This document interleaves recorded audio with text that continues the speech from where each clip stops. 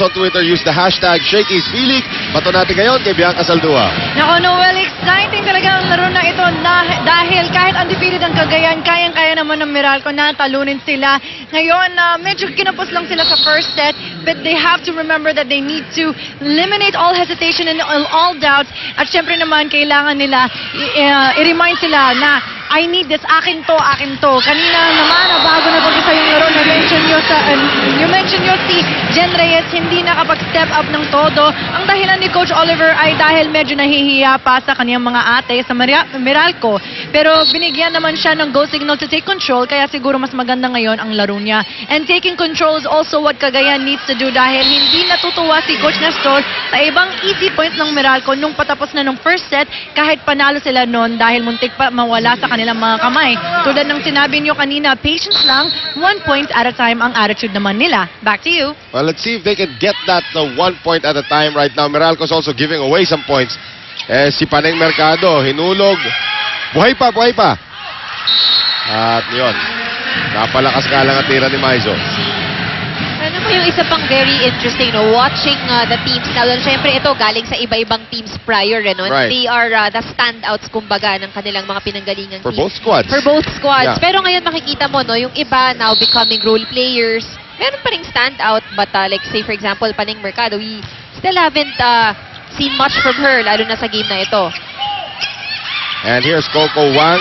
Inaasahan na dumami punto sa gitna. Sinubukan ni Jack Jonella. Hindi na kaya. Wala nang susuporta doon. I mean, si Maizo was too far away. So si Jack binigyan ng in-uppercut na lang ni Jack yun eh. Isa na lang po ang abante rito ng Rising Suns. Former MVP Maureen Penetrante Uwano. Angge going to Eulalio. Kainglet is there. Jose, quick set. Coco Wang. At tabla po tayo, 9-all. Pinag-uusapan natin during the break, what kind of set does Coco Wang want on the quick? Our slow-mo replay brought to us by Rexona Anti-Perspirant Deodorant. Won't let you down. Mabagal pa, mababa pa rin yun eh. And still itong si Wang adjusting yun nga, no? Because she's very tall. Ang height ng quick niya, dapat medyo mag-a-adjust din si April Jose. Right. Soraya now, combination. Tamakero off the block. Nobody there. Even Phil Kainglet, hindi na naabutan yon. So 10-9, Cagayan Valley. Di kita na naman tayo dito sa ating second set. Sa ating first set, I think the biggest lead was 4 points for both squads. Nakakuha ng 4-point lead doon. Here's the running attack now. Coco Wang. Check ball ang itinawag against Tipachot. So 10-all. Buong Meralco.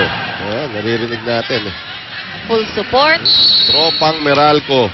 Tropang Power Spikers.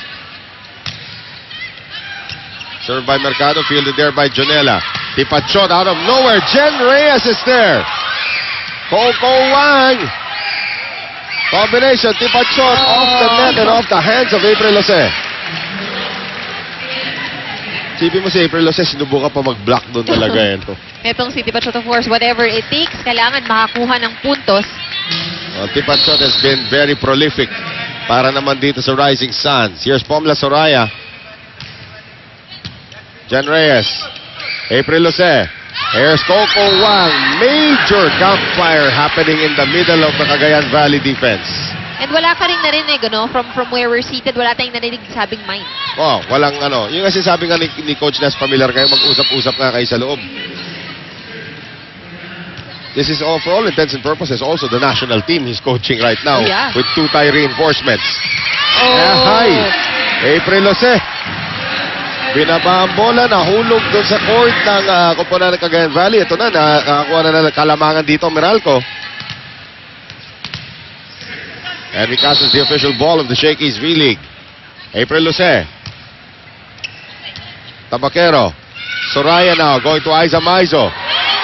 Lipat sa open si Aiza. Paneng Mercado gives up the free ball. Jonella. Chance now for the Rising Suns. Tipachot cross court. And nobody was there to defend the ball. Lahat ng depensa ng Meralco nakapasok. Di ba natin pwede i-naturalize itong batang to? Ibang Pwede yun, di ba? Iba yung lakas. Kung sa basketball nakaka-naturalize tayo, ba di tayo pwede mag-naturalize sa volleyball? Mukha Sabihin naman mo siyang sa akin yun, Barry. pwede naman siyang mag-ano, no? Pag Pinagkakamala naman siya Oo, Pilipino. pagkakamala talaga sa Pilipino at sa bagay.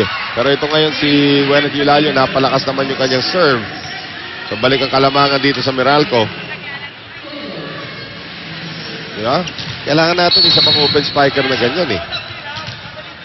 Coco Wang. Into the net. Too low for Wang. And too quiet in the arena that time. Tied at 13. Dikit na dikit pa rin po itong ating second set. I think the biggest lead was at 4-1 by Cagayan Valley earlier. Here's Jose. That's gonna be either a net violation or a double touch. Nauna yung double touch.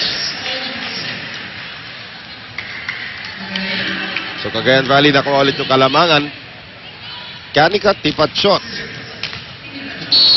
Very impressive performance so far. Jen Reyes, April Jose, quick set, Maureen penetrante, nice block there by Pao Soriano. Here is another block coming from Angueta Tabaquero this time. Phil Cainglet, siya naman ang susubok. Pero nandun naman si Tabaquero. So a combination and Tabaquero. Yan ang mahirap pag energized na si Angge. Well, actually, ngayon, hindi lang si Anggeng energized. The whole team Right.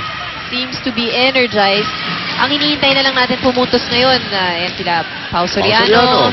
Gwyneth Eulalio, yung mga ganon. Dito naman sa kabila, sa Meralco, sila Paning Mercado. Oo. Actually, si Morada rin for all And Morada. for- Yeah. Still a little anemic when it comes to her production. Phil Cainglet. Binuhay yun ni Pao Soriano. Or make that ni Tabaquero. Jose, one more time around. This Oh. time, Morada. She had to make sure na makukuha niya yung puntos na yun. Oh, wala na. Committed na siya ron eh. So, ginamit na lang niya kamay ni Tabaquero. And how many times have Tabaquero and Morada faced off in the UAAP A before? lot of times, and it has been very interesting. Yes. Yun yung mga masarap panoorin. Oo. Tipat shot gets there. Soraya ngayon. Aiza Maizo. Nice block there coming from Panay Mercado. Tied at 15. Yan na yung Go Meralco natin. Ginagawa ko yung tuwing 18th of the month Go Meralco para magbayad. Pau. Mas basta yung ginagawa nilang Bumeral kung nag-cheer. Yun. Pao Soriano. I think this is her first point of the match and it's enough to give Cagayan Valley a 1-point lead.